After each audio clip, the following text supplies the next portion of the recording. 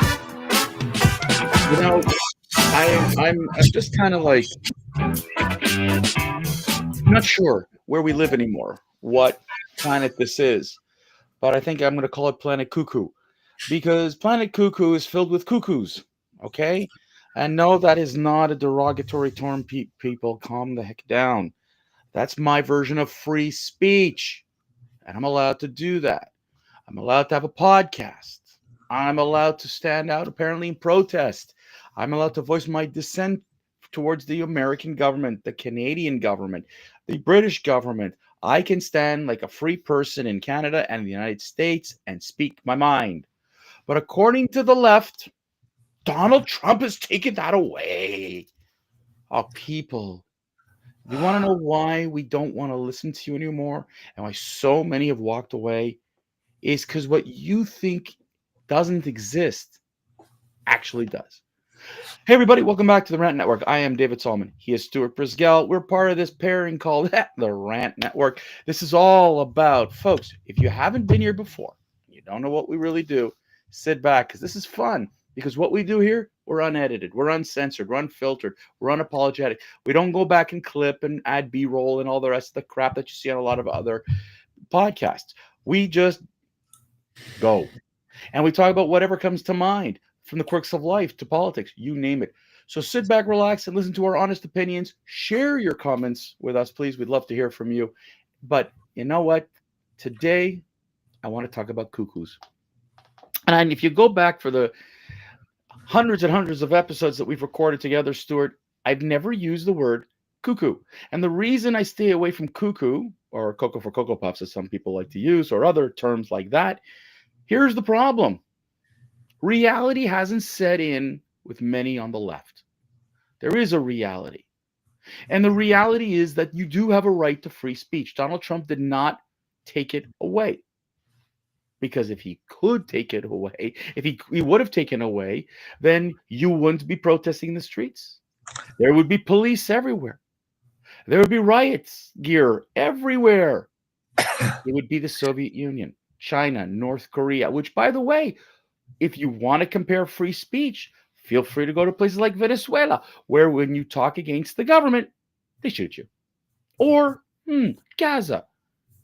But you know, Stuart, it's amazing how the left's view of what America should be is so bloody delusional.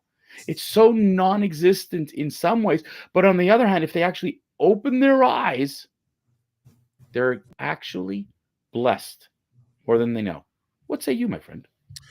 You know, it's let's start by, there is a divide in perception that the Democrats and Republicans and protests and freedoms. And there's a divide in what America was all about and what free speech and freedoms were all about and how freedom was absolutely obtained. And, there's a clear divide in the media that seems to want to embellish and promote these views that have nothing to do with the United States of America nor freedom. You are correct by saying, why don't you check out Venezuela, Cuba? How about North Korea? These countries that, are true totalitarian. I'm not going to use the word neo-Nazi because it's not appropriate. That's not what this is. This is Marxist, communist dictatorships that the left seems to want to love. From people trying to deny hate crimes in this country, and really sad. It's breaking news that there's in Texas an Islamic revolution going on. But hey, they're just big deal. What are you talking about? Examining, BLM and the history from 2020, compared to events like January 6th. Why do people get to burn down police stations, cities, and not face any repercussions, but somehow seem to get arrested and put in jail when they're part of a January 6th protest. Both were clearly not correct. But it doesn't matter that the left says this is okay. We have to stand up and fight, fight, fight. Well, wait a minute. That's what Donald Trump says now. Fight, fight, fight. No, we can't use that. We must now what? Murder the president and murder him before he becomes president. And that's okay now. Calling for death and destruction to American government is now permitted. Well, the left says it's permitted. I roll back on saying they no longer use the word millionaires, the Democrat politicians, because they're millionaires. Now they say billionaires. They think that it's okay to profit off of everyday Americans. And they are basically thieving this country. President of the United States has taken a different narrative. He's saying, you know what? Enough's enough. All of this thiefdom, I'm not going to be able to drain that part of the swamp. But what I am going to do is I'm going to put back in checks and balances and knock that back another 50 years to get a golden age, right? But that's what he's trying to do. There's resistance. Where is the resistance coming from, David? It's coming from NPR. It's coming from U.S. News. It's coming from CBS, CBC, NBC, MSNBC, The View. Every single place where they can attack the preservation of freedom seems to be their focus. I wonder, was like the failed vice presidency, Kamala Harris, who runs around with bail fund for protests, not gaining criticism, but trying to put terrorists and criminals in a foreign penitentiary to remove them from this country is unconstitutional. Like, I'm confused on why did we take right and wrong and flip it on its head? Well, Stuart, I'll tell you something, because, it's the ideology of the left.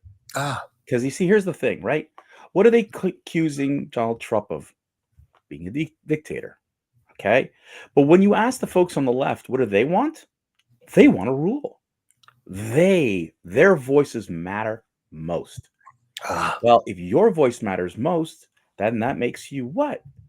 So it's just ironic how you and I and so many people in the middle, right? People who don't gravitate hard left, hard right, let's call it that area, Stuart, are going to sit here today and say that's unrealistic. And I think the backlash that people are seeing right now, it's obvious. Now, Stuart, I'll tell you why we know that the left is losing. Is that when you take away all of the biases that you hear on the news, right? Where, Doge is bad and this is bad and da da da da. And you go to the people and you say, so how's Mr. Trump doing? He's actually getting a high percentage of approval, which means that the people of the United States were fed up of this ideology. Mahmoud Khalil promoted terrorism. He was the voice box of Hamas, to be thrown out of the country, and the left wants him to stay here because it's a violation of free speech. Now, let me remind you of something. These same people have prevented people like Ben Shapiro and IDF soldiers and others to speak on campus, But Mahmoud Khalil could say whatever he wants.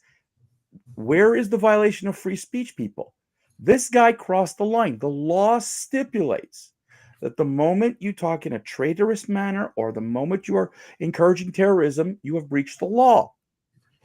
That is okay to the left, but having someone who talks about conservatism. Now, I'll give you another example because, famous Harvard law professor Alan Dershowitz was a card-carrying Democrat his whole life. He's a liberal. He even said, I have left-leaning ideology. He is not allowed on certain platforms on the left because he disagreed with them, because he said the attack on Donald Trump in term one was unconstitutional. Bang, you can't talk like that. Now when he talked about other things, bang, you can't do that. All of a sudden, Alan Dershowitz, who was once the darling of the left, the moment he said, no, no, no, guys, you broke the law, well, we must cancel you. So the same people who are crying today that Donald Trump is not letting me speak were the same people that wanted to drown out right-wing conservatism, that wanted to drown out anything that opposed them, that would to this day, look, Stuart, look on campuses. What are they doing? They're masked up. They're screaming at people. They're not letting them go to classes. They've attacked Jews, non-Jews, whoever supports something else.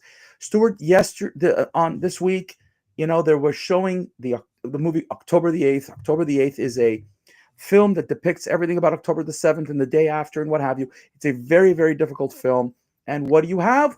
Protesters in a mall going after the people who are watching it.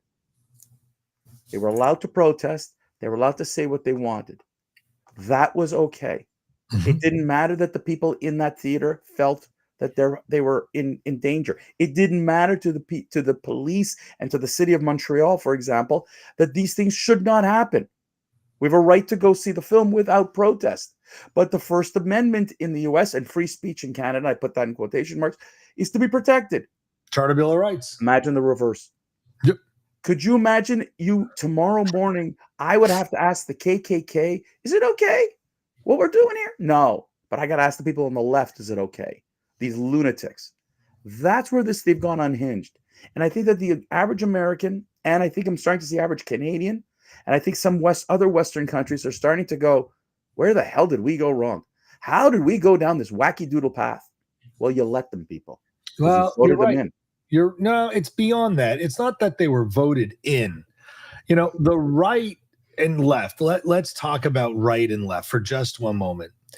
The right just sort of says, is it really worth this trouble? And you know what? The expression, bless his heart. And turn the page and thank you, Southern Belle. Just sort of like turn the page and move on.